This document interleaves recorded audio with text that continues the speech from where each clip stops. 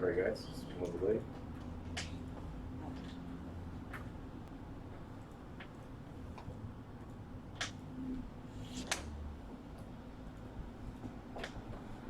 Now Parole. No.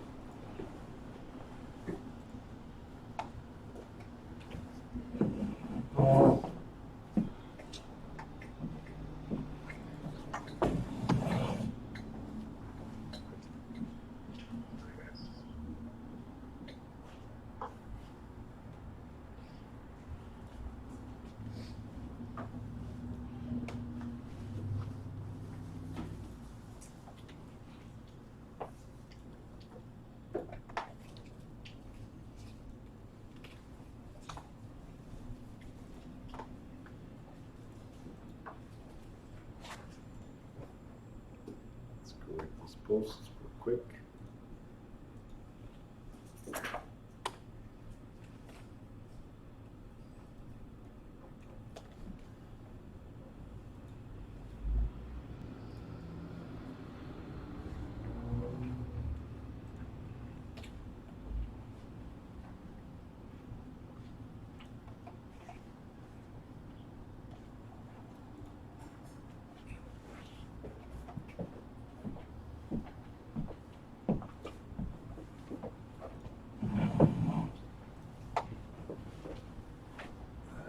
Alright, cool.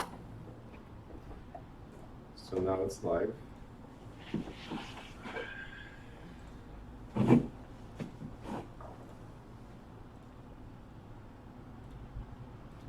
Alright, cool.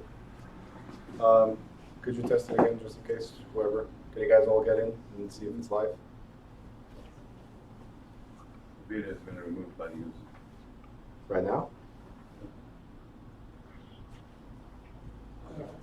Refresh just like that. Refresh. It's on. It's on. Yes, you are. Cool. Yep. Say hi, mommy.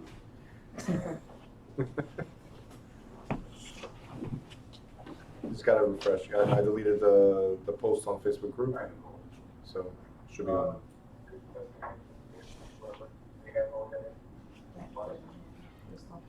There's usually like a 10-second delay. All right, so back to this. Yeah, we need to wait for the petitioner. All right, so like we said, 95,000 Yes. is cash. There's nothing to do, so let's calculate the rest. $100,000 loan, 20% down payment, 20,000. 20% down payment, 3 points to the seller, right? So my question is, what are points?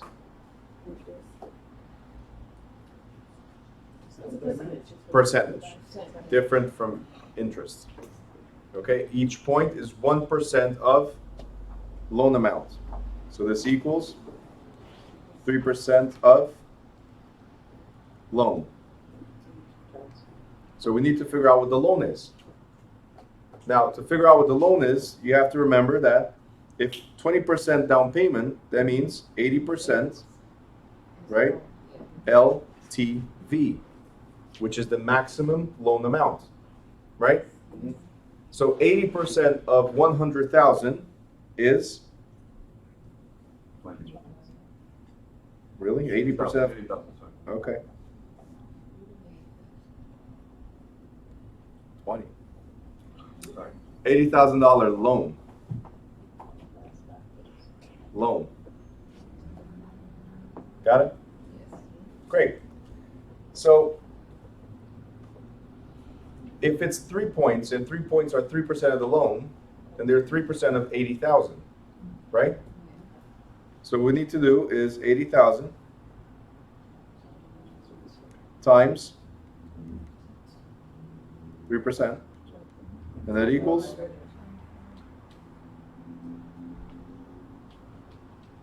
$2,400 in points. Yes? Yes. Great. So, are we good so far? Yes. Oh, it just disappeared somewhere.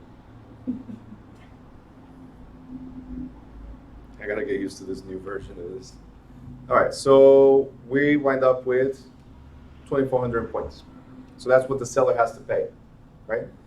So here's what they got: $100,000 loan, right? If they were to pay the points, it'll be minus 2,400 in points. Hold on.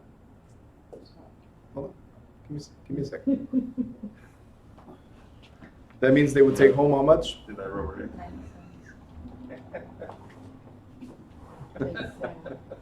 97,600. That's how much they would take home, right? So that would be their net sales price.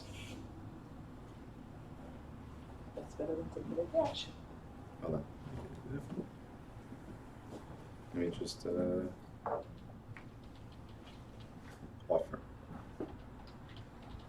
If they had taken the $100,000 offer minus the $2,400 in points, they would have taken home 97,600. But what did they take? 95. 95,000 cash. So that means they lost more at closing. That was the problem.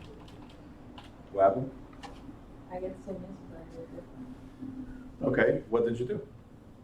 I did 100,000 minus the 95, which gives me 5,000.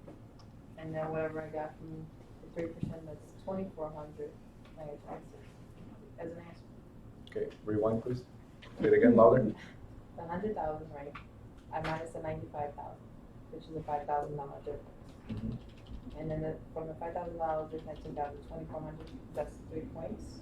The It's the same 80,000. thing. Right, but it's You still needed to figure out the points right. and the difference But I between get them. the same answer, but a different one. You didn't do anything different. It's just that instead of putting it here, right, you did it here. Right. And this one, instead of being here, you did it here. It's the same way, it's just Right. when you put which number. But it's still a minus, minus, minus. Still the same thing. So either way, would have gotten the same result. But you still needed to know the points, right, Unita? Yes. You got it? Yes. Great. You still needed to know the points and the difference between loan and cash. Is cash king? Not always. Not always. Okay? But people love to hear, I got cash. Well, I got loans.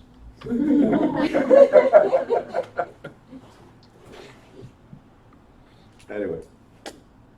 Next question. Dante, go. 323.6.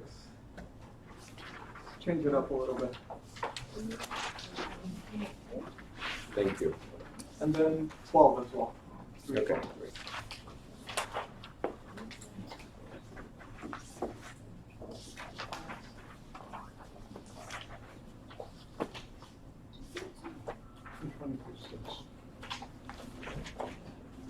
All right.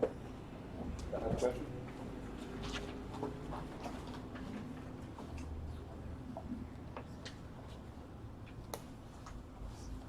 All right. Thank you, kind sir. I appreciate it. My mind was here with numbers. All right. So, 6, it says HUD-1 statements will still be used for a mortgage secured by A, conventional loan used to purchase single-family dwelling, single-family dwelling financed by FHA insured loan, a duplex in which the purchaser will live, financed by VA guarantee loan, or reverse mortgage. And the correct answer is HUD-1 is still used in reverse mortgages. Why? Because any purchase that is federally financed, let's say, any purchase, federal related loans, you have what's called a LE or a CD. We don't have HUD-1s anymore. HUD-1 is used for all other kinds of transactions. So HELOCs, home equity line of credit, cash transactions, commercial transactions, mobile homes, stuff that's not conventional right? We'll still use HUD1, GFE, and TILA. HUD1 is the settlement statement or closing disclosures. GFE is a good faith estimate, right? And TILA is the Truth in Lending Act, all about disclosures.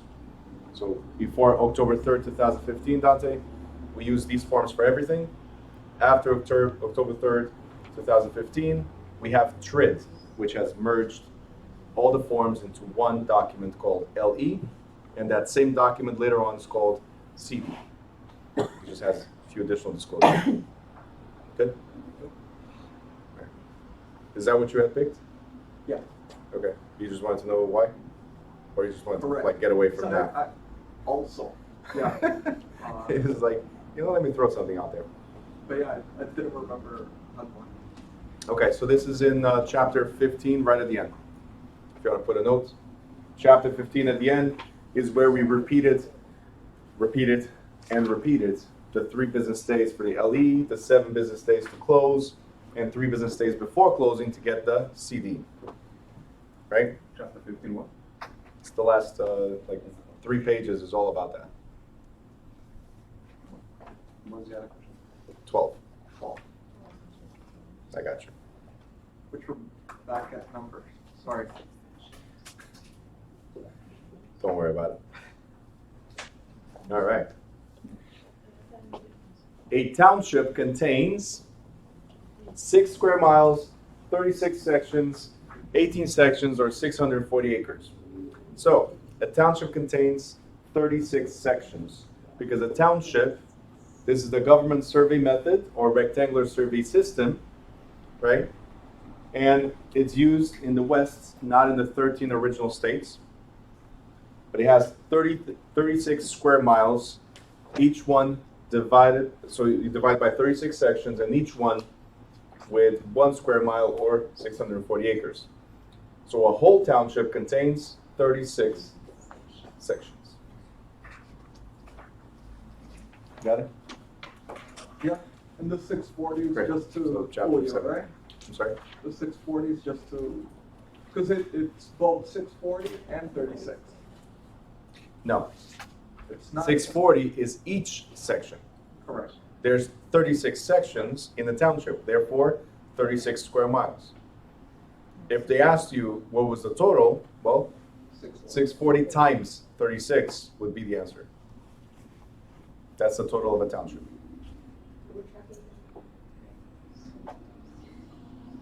17.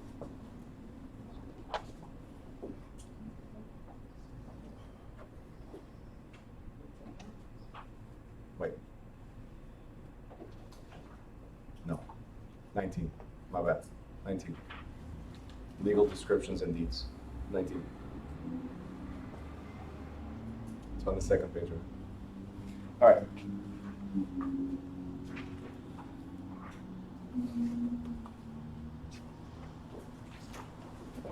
Questions? Hello, you wrote a bunch of stuff there. Questions? Notes only? Okay. Anybody else? Teacher, can you explain to me, Units, if there's another math question. yes, math. What's the page? What's the question? I'm gonna throw it out the window. I'm gonna give you coffee. That's what I'm gonna do. Because I want to know, because I'm just I messing want with to you. pass the test. Say field A, question K.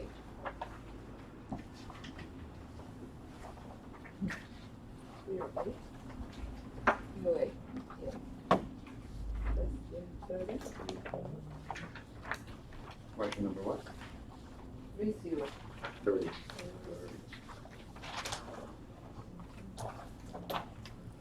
I'll get there eventually. It's easier to flip pages in this case.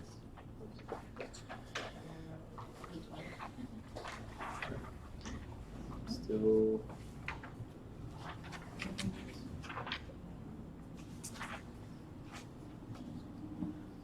$309, 308, 30. Ah.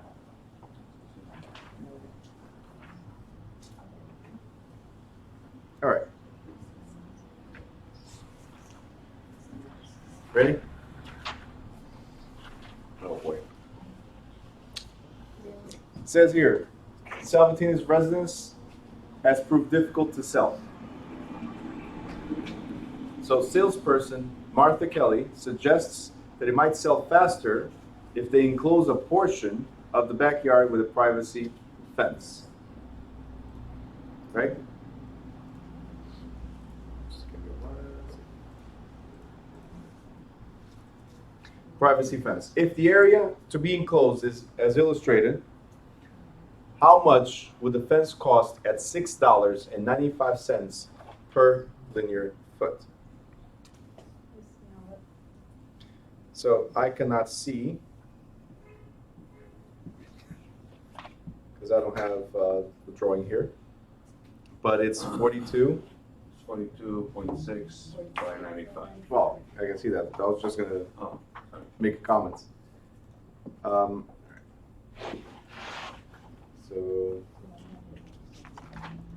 The question says backyard. I'm just not seeing, the backyard is the 42.6? Because I'm not seeing the, 42.6, and it says house in front, but there's no drawing of the house either. So I'm assuming that the fence will go all the way to the front. no. Well, that's how it says drawn house. Hold on. The measurements. Hold on. Let me try to open here because I need to see it.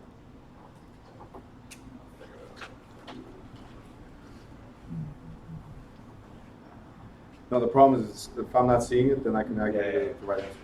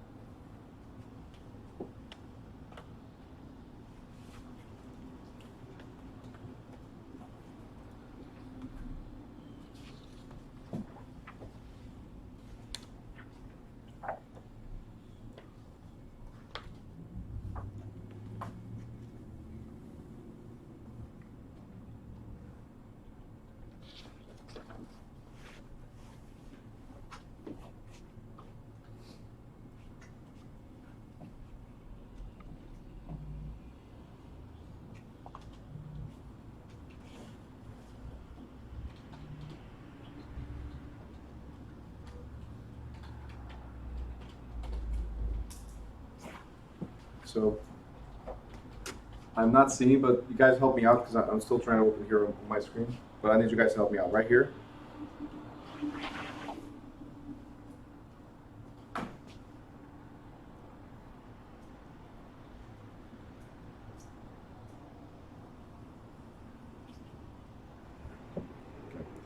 Is this what it looks like? And then it's like kind of like the house here. Is that what it is? It's a rectangle, yeah. But then the house is that portion. It just mentions the house. So this is the backyard. That's what I'm trying to say. So this is the backyard. There's this section. Okay. So if it says it's $6.95, great. So now I can address this. Sorry.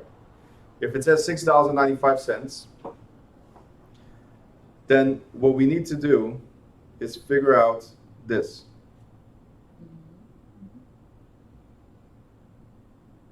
Because it's per linear foot of the backyard. So it's the surrounding, it's not, this portion is excluded. Okay, this portion right here is excluded from the calculations. So what we need is just the backyard, because that's what they said, right? So it's 95 feet plus 95 feet plus the 42.5 feet. Okay, because 42 and a half. That total is 200 and something? 132.5. 232. And how much are they charging per linear feet? So now you multiply by $6.95, and that will be 16, 15, 80 something, right? Rounded. Yeah. I have 87 and a half. Good? So I'm sorry, it's just that since I don't have the image, it was difficult for me to see what to do.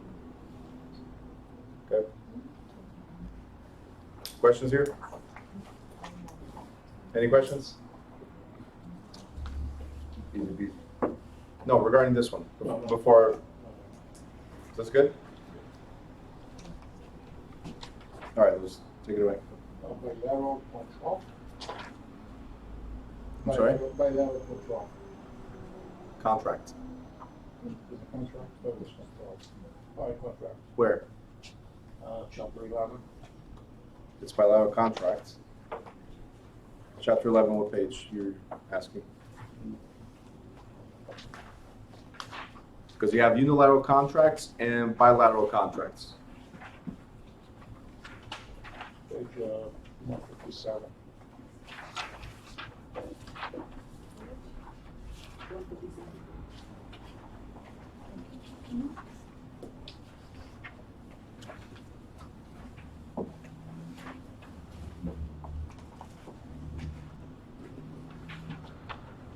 It's on top, number 2.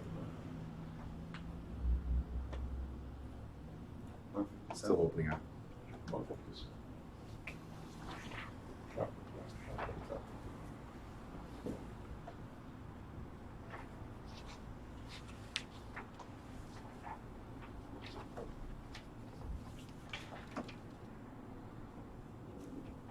It's a review question 2 or 1? No, just on key term. The key terms, I'm sorry. Key term 1. 1 or 2? One. Okay.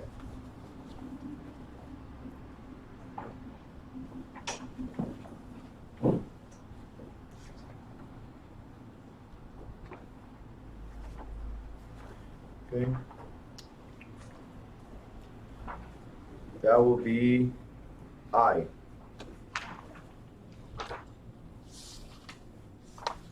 Yep, because a bilateral contract is where both made a promise to each other.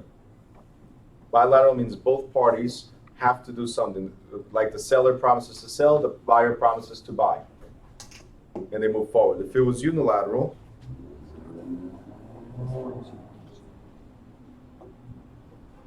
for instance, it could have been, where is it?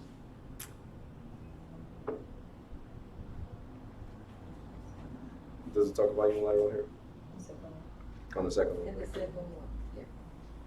Unilateral, right, 12. Okay, so here would have been, right here, K, which is one-sided promise. So unilateral, one side promises. Bilateral, both parties promise. So both sides promise to do something to complete the contract. Okay?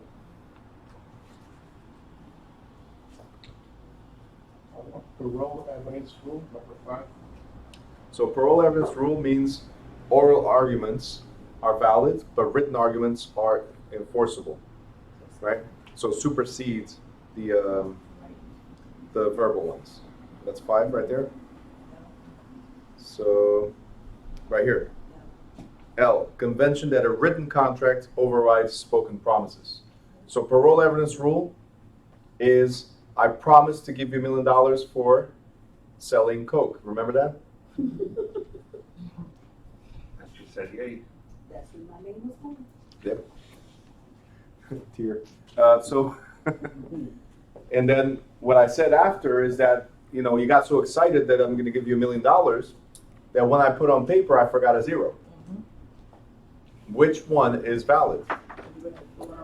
They're both valid. It's just that the written one supersedes, right, or overrides spoken promises. Next. Questions? Questions? Questions?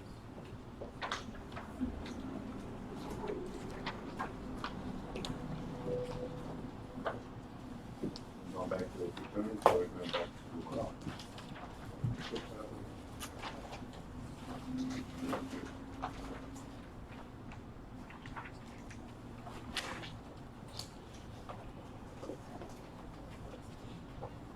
It's just to make you guys work a little bit, right? all right, all good. Okay. Tomorrow we're going to do something very similar. So make sure for tomorrow you have all the questions. This is your last week, the final run. So if you guys don't study now, next week on Thursday, when you take the exam, it will be tough. Yeah. Oh yeah.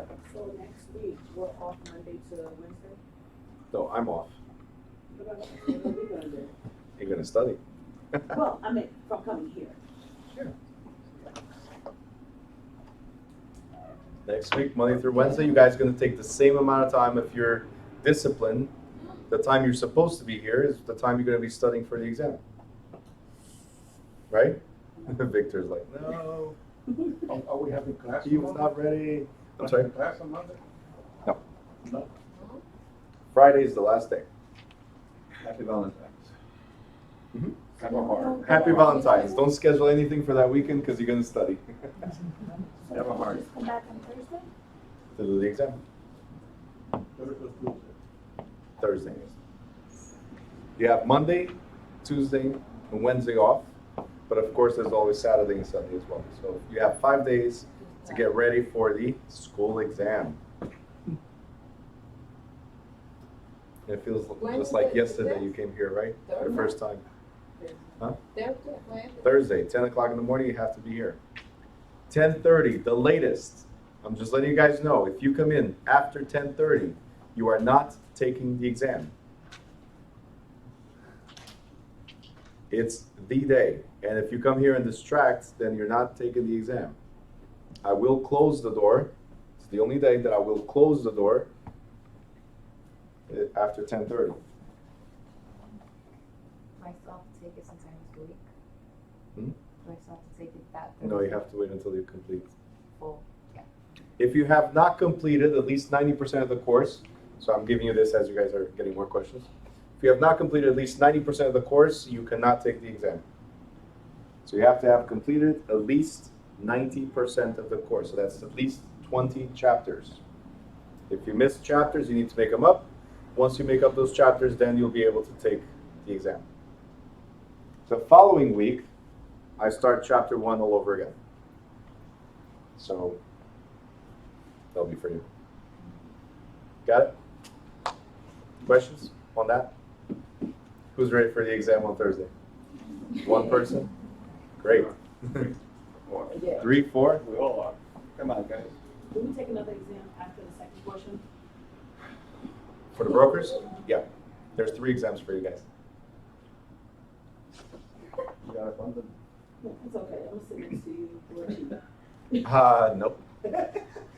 So now, He agreed what would I to. take the exam after I do that? And I'm already preparing for that, so. Sorry? What would I take the exam after I do that first week? We'll schedule it separately. Or you can wait for the night class and do it with the night class, or whatever way you prefer. But we'll figure that out later. Good stuff? Questions? I'm waiting on them. I'm going to give you guys a break in a little bit, but for now, questions. Questions? I'm going to give you a break to recollect, prepare more questions for me. This is the time. Come on, north-south, what you got? Still spinning? All right. I have one teacher. Tell me. Math. 8 questions in the state exam. 8. You know I'm just messing with you, right? Yes. She's like, she got serious for a second. I'm like, 319. I feel like a DJ, just went back and forth. Oh, no, 321.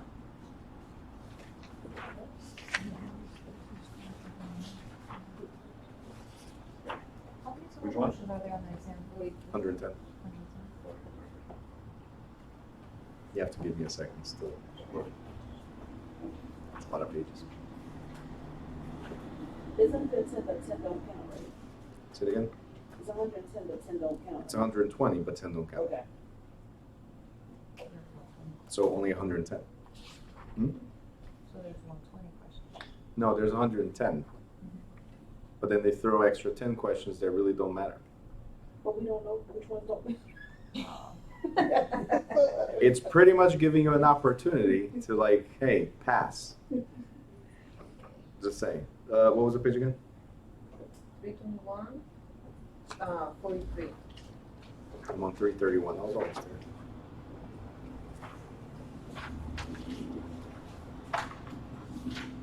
All right.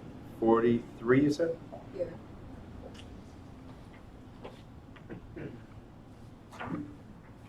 All right. Ready? Is everybody ready for this one? What page is it? 321. If you guys are grabbing calculators, you're already doing it wrong. Mhm.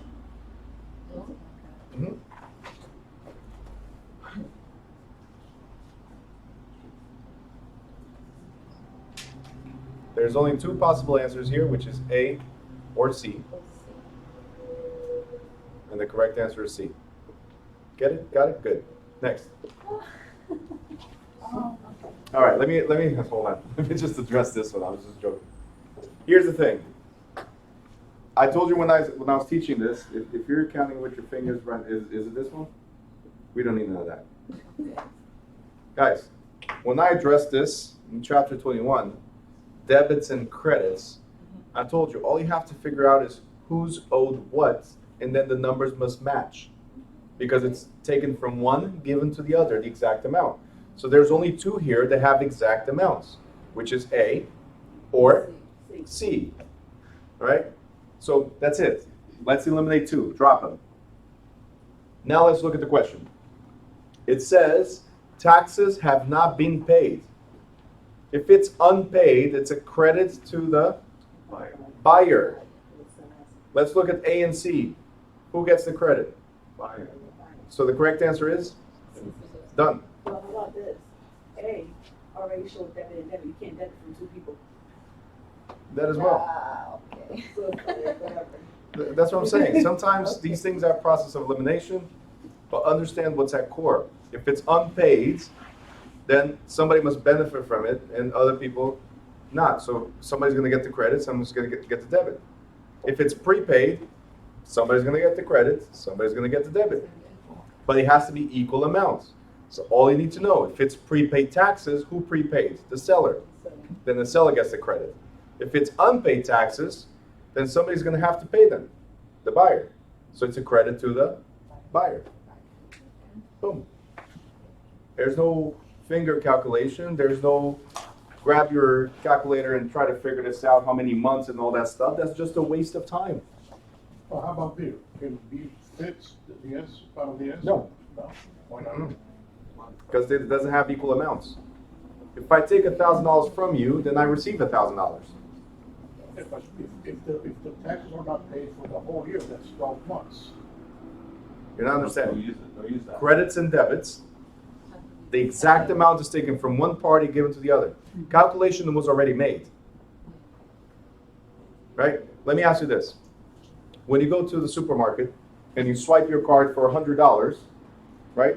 It's $100 that went to the supermarket, and how much did it take out of your account? So it's a debit of $100 to you and a credit of $100 to the supermarket. No difference. It's not confusing because. Debits and credits, plus and minus. Say it again. It's not confusing because people don't use checkbooks no more. We don't use checkbooks anymore. Well, that's why I'm saying when you spend the money, you know whether you use checkbooks or not. But does that make sense? Yeah. It has nothing to do with the amount of months here. It has to do with debits and credits. You swipe that card, the amount taken from your card is given to somebody. Exact amount. Period. We don't need to calculate how many months and divide by the daily rate, and no, that's just a waste of time. You can do it, no problem. The answer is going to be the same. Okay? Okay. Got it? Ella? So, question. Yes. Can we please go over the specifics of conventional, FHA, and all that other good stuff? Only because you said please. All right, specifics of FHA, conventional, all that other good stuff. So, specifics such as, what is the problem you're having with that? Just a rundown of the specifics of the loans. I'm gonna go over everything today again and also these coming days. So just want to know your shortcuts here. All right, so what you need to know for a state exam is that conventional loans, they're strictly between the bank and the borrower. That's one thing you need to know. Conventional loans have what's called PMI, if you're putting less than 20%. And you can drop PMI after 20% equity. So that's one of the things. I thought conventional loan called it NPI. No, that's the true PMI. And it's MIP. private mortgage insurance. Nope. That's FHA. Conventional loans, it's traditional between the bank and the borrower. So there's a separate private mortgage insurance. That's why it's called PMI, a separate company that insures the loan to the bank. Okay, so that's. That's why it's called PMI, conventional. Yes, MIP getting there, for that. getting there. As far as FHA, it's not a loan issued by the Federal Housing Administration, but it's a loan insured. That's something you need to remember. It's insured by FHA. And who do they insure? The bank, not you. And you have to pay that insurance, which is called mortgage insurance premium. So it's MIP. In real life, we don't make that distinction. We call it PMI just for practical purposes. Everything is PMI for practical purposes, right? Because the concept is the same. It's a premium that you're paying or insurance that you're paying for putting less than what's the conventional down payment of 20%. So MIP.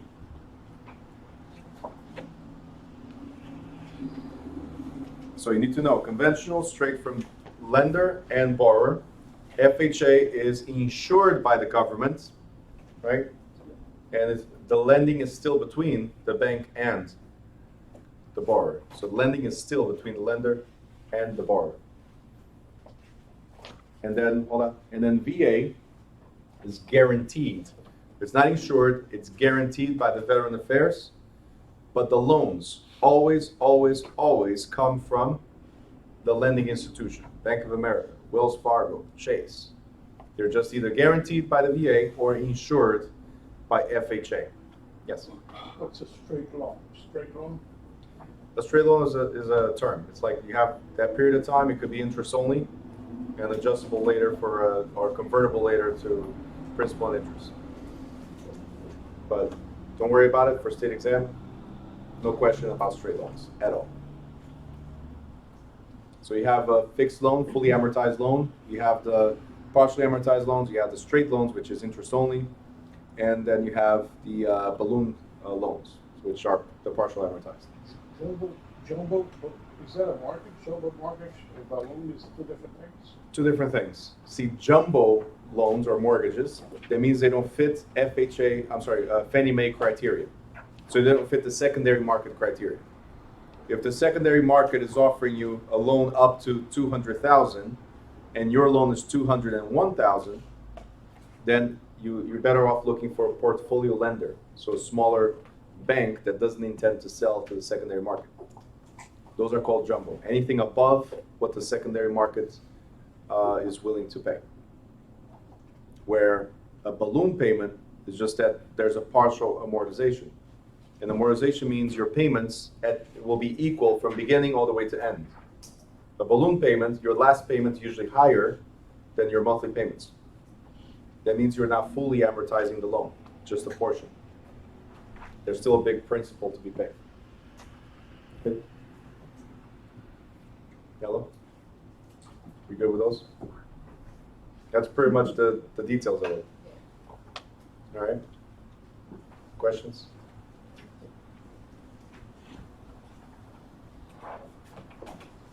All right, pretty much the things you need to remember as far at core of what you need to know about FHA, conventional FHA and VA is that. The other thing to remember is that all the loans are subject to appraisal. And if it's FHA or VA, you have to have an appraisal done by an approved FHA or VA appraiser, right? And you have the option of coming up with the difference or walking away if it appraises below the purchase price. So you're buying for $100,000, but the house is worth $80,000. FHA and VA gives you the option. Hey, you want to come up with the extra $20,000 to make up the difference? Up to you. You want to walk away? Up to you. Okay, so that's one of the things. The other thing about FHA and VAs you need to remember, occupancy requirements. Both FHA and VA require that you occupy the property or intend to occupy the property. For like That means owner occupied. For state exam does not matter, but yeah, some loans are 1 year, some are 2 years. okay. Specifically, which ones are 1 year and 2? For state exam, really does not matter. Does it? I'll tell you this, guys. You need to focus more, right now, you need to focus more on what's state exam driven than real world, real life. Once you get out, once you have your license, totally different story. Okay? So there's a few things that I'm going to tell you doesn't matter right now, right? Because it really doesn't. To pass is just extra info in your head. You got it? Yeah. So occupancy requirements is something you need to know. How long? Doesn't matter right now. Okay?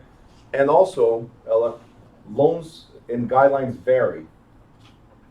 So at one point, for instance, you could drop the MIP with FHA within the first 5 years, not within the first 5 years. And then at one point, as long as you met the 20% threshold, right, so the down payment, now they're for the lifetime of the loan. So it keeps on changing the guidelines. Before, you did not need to stay there for 2 years, right? Now there might be a requirement, depending on the type of property you're buying, there might be a requirement of 2 years. Most of them is 1 year. So it's too much info to bring now. You guys got it? And it's not your monkey. Well, kind of it is, because you have to know what your client's intentions are, if it's to stay or to leave. So if they want to leave in 6 months, that loan is not the right loan for them. I'm sorry? You're not gonna give them a loan, the mortgage person is, so. you're But as a gonna have that professional- Conversation. But as a professional, you have to be able to have understanding of the basics to let them know, hey, ask the mortgage professional if this is going to limit. Because you're telling me, Mr. Buyer, we need to know this, Mr. Buyer, you're telling me you're going to live here maybe 6 months to a year, right? Let's figure out if your type of mortgage allows you to do this or that. Right? If it's conventional, nobody cares. But once it comes to FHA and VAs or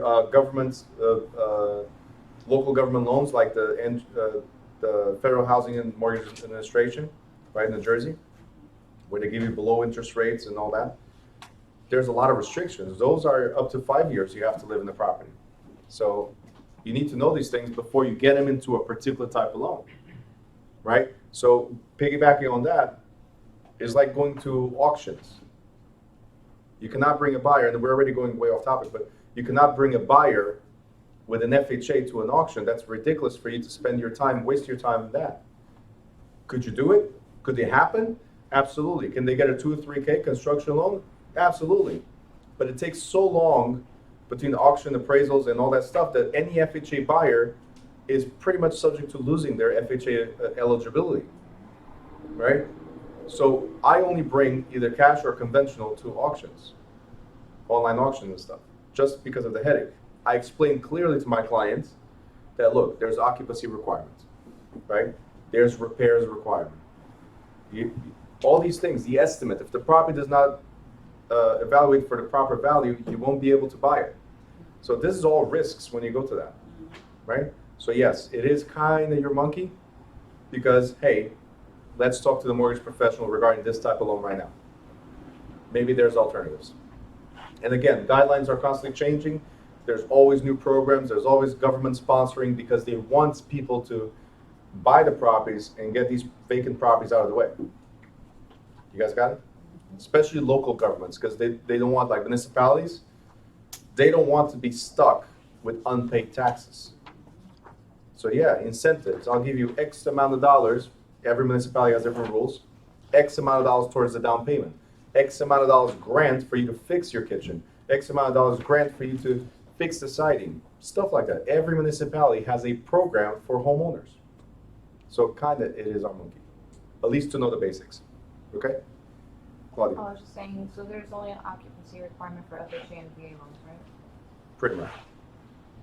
The conventional also has a first-time home buyers program, right? But traditionally, the first-time home buyers program is for FHA and VA. and they have the occupancy requirement.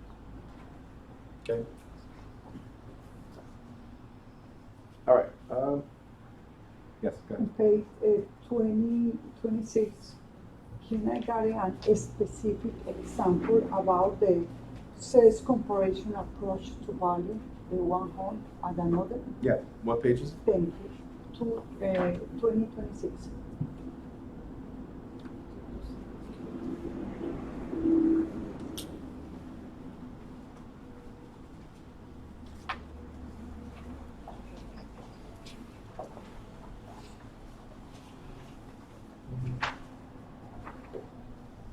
All right.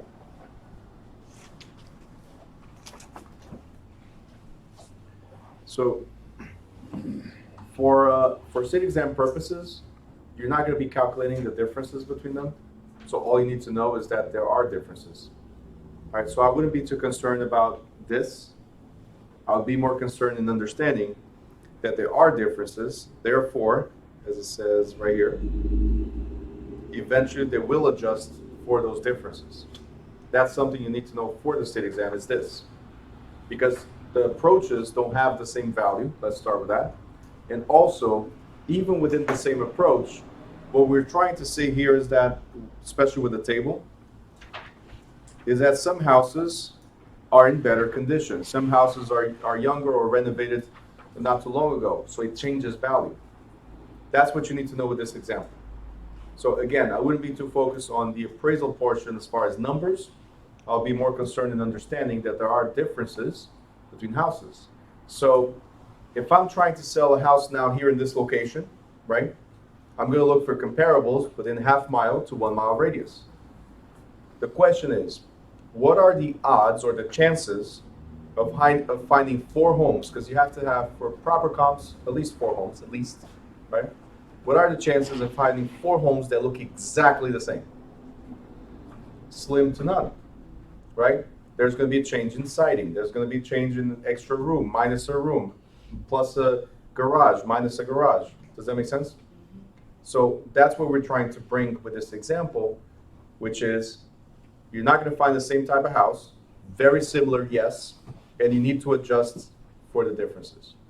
There's no question in the exam that says, hey, you have to calculate, because it has a garage, you got to put plus 4,500. None. Okay? So for that purpose, I wouldn't be too focused on that. Okay? You guys good? All right. It's 12:06. I'm going to give you guys a quick break. Also to go over the questions, reassess, whatever you guys want, and then we'll come right back. Deal?